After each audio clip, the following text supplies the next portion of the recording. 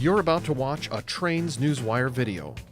If you enjoy what you see, consider watching some of our other full-length videos. Selling Sunshine, the Florida Trains. Locomotive 2017, a video companion to our best-selling annual issue. Big Steam is back. All of these and more are available from our website, kalmbachhobbystore.com.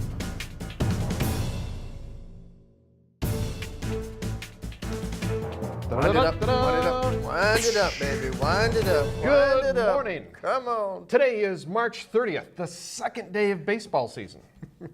Yes, it is. It is, isn't it? It is. It's Friday, all day. Until midnight. It's March the 30th. And, That's right. You're Jim Wrinn. I'm Jim Wrinn. This is Steve Sweeney, and we're a little punchy on Good Friday, but That's right. We're glad to be with you guys. We won't tell you about what we were talking about before, but Yeah, anyway. that's fine. Lots going on this week.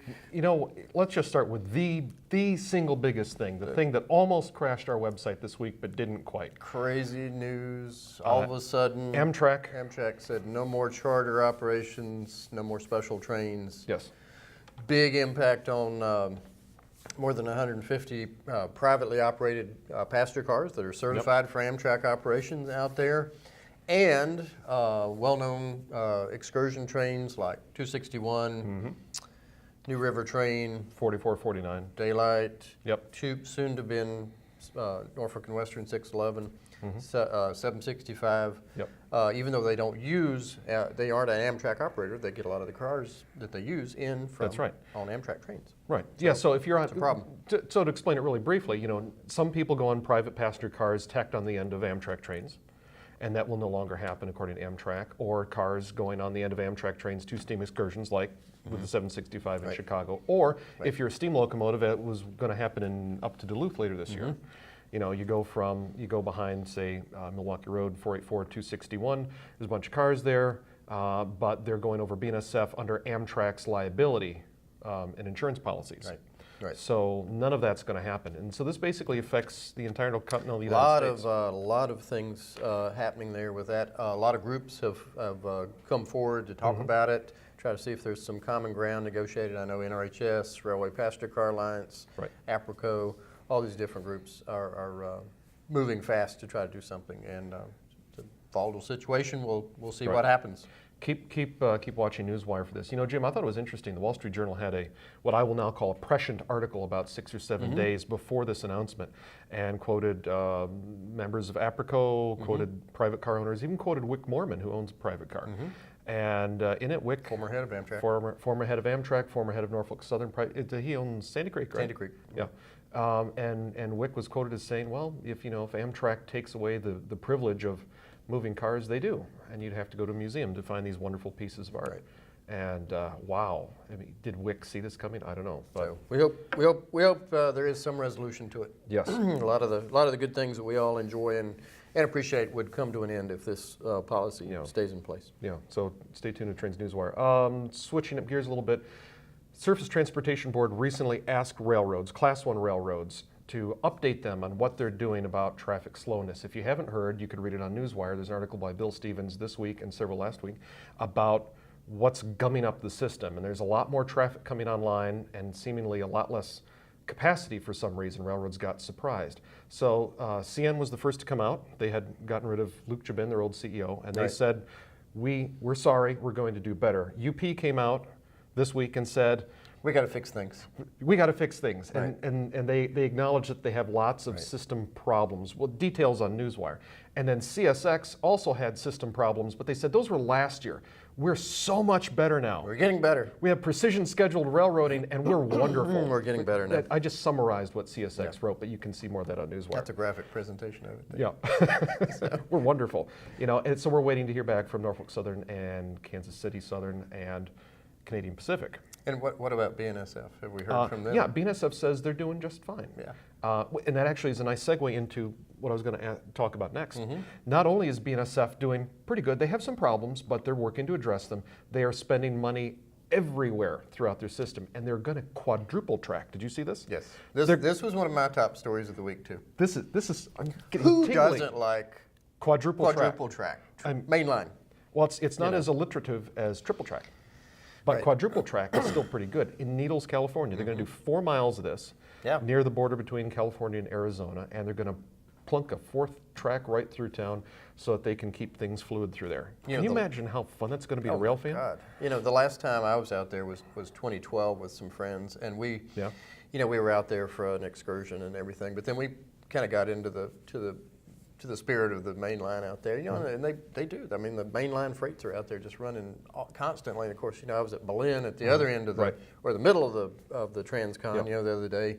And, you know, they're just coming and going all the time. They're putting in triple track there. But, yeah, there's something that whenever a railroad says we're putting down a 4th track on the main line, it's just crazy. You know, and, of course, that's a good deal. my mind goes, okay, the old heart of the Pennsy on Horseshoe Curve and Altoona and Yep. all that up in there where it was quadruple tracked. Well, it's moved a couple thousand miles west. It's out there in California now. And that's close good. to the Arizona Now, border. a few of you out there noted that, you know, we mentioned on Facebook that this just makes the Southern Transcon even better. And you said, what about the Northern Transcon? Look, we all love the Northern Transcon It's too. busy too. It's busy too, but how much quadruple track is there? And it's also warmer down there Yes. all year, not All year. just All year. like 2 months. All year long. So that's why. We had some big news here in town this week. Yes, we did. Which I thought was pretty cool. Well, which one? The primary one that tripped my trigger was the arrival of the very first Milwaukee streetcar called the Hop, which I think is great. You know, Milwaukee being a brewing town and hops being an integral ingredient in those things, in beers, but which I never would partake of. But anyway, I thought it was really cool. Very first streetcar showed up. Oh yeah, no. Sorry. Sorry. Back to reality. But yeah, I thought it was really cool. Yeah. You know, here's Milwaukee. They're going back in the streetcar business. Yeah. You know, you and I have talked about for That's the right. longest time how Milwaukee was one of the last big cities in America Right. to not have any sort of either commuter rail or light rail or streetcar presence. So finally, They've here got it it. is. You know, and we did a video last summer when they were doing some of the construction, and it's right. If many of you have not been to downtown Milwaukee, but it's like a lot of other big cities, some one-way streets, you know, 3 lanes, and there's lots of traffic moving. Well, they blocked off 1.5 lanes of this right in the middle of the downtown near the intermodal or the train station, and they were building a nice curve. They've got girder rail, which is the railhead with, you know, a little scoop on the side to keep the flanges going around. They're pouring new concrete, lots of concrete, and they have 30 or 40 workers It is pretty cool to going see it. right along Yeah. through. And now that they've got the new streetcar, that's going to be fantastic. Testing will start this summer, and then regular operation begins this fall. Yes. Well, I thought you were going to mention the other kind of news item that happened in Milwaukee, the Talgo train The Talgo train left for the state of just Washington. a few minutes ago, in fact. Right. Yeah. This morning, Friday morning, departed for out west, and it was the Talgo train that was damaged, heavily damaged in a crash last year, and it's been repaired in Milwaukee. Not the one in the big fatal accident. No, I'm but- sorry, yes. But the other one. Yeah. Before that. Yeah. Sorry. I think it was August. August. Yeah. Yep. It was an August crash, not the deadly fatal one, bad one in right. December, but August. And that train has been repaired, and it's being sent back out west. So be sure to take pictures of that and send it to us, to our FTP site, or you can send it to newswire@trainsmag.com. We'll be sure to put a photo gallery up here in the next week or two as that train gets back into service. Just 1 or 2 more things related. There was going to be a Downeaster extension test that has been canceled. I saw that. We think that's possibly related to Amtrak curtailing specials and excursions.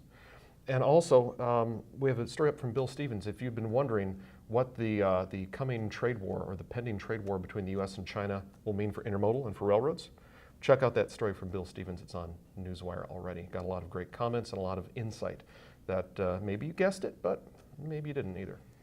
I'm going to go back and post a story right now about an update about the reconstruction of a Pennsy T1 4444, that's 4 fours, steam locomotive. So look for that in a little while. It should be up by the time this video comes out. Don't forget today's episode brought to you by Hotspots, our magazine, and also just introducing to you our great Railroads flashcards. Flashcards, new. Now available in KalmbachHobbyStore.com. A lot of cool products in there. Is it? 36 really cool. Can we open it? We probably can, but I'm being Okay, really that's clumsy. fine. Okay. Anyway, you know how clumsy I am. But anyway, check that out in the hobby store. A lot of cool information and pictures about some famous railroads in there. Right. KalmbachHobbyStore.com, trainsmag.com. For everyone at Trains Magazine, happy Easter and Happy Dingus Day. Take care.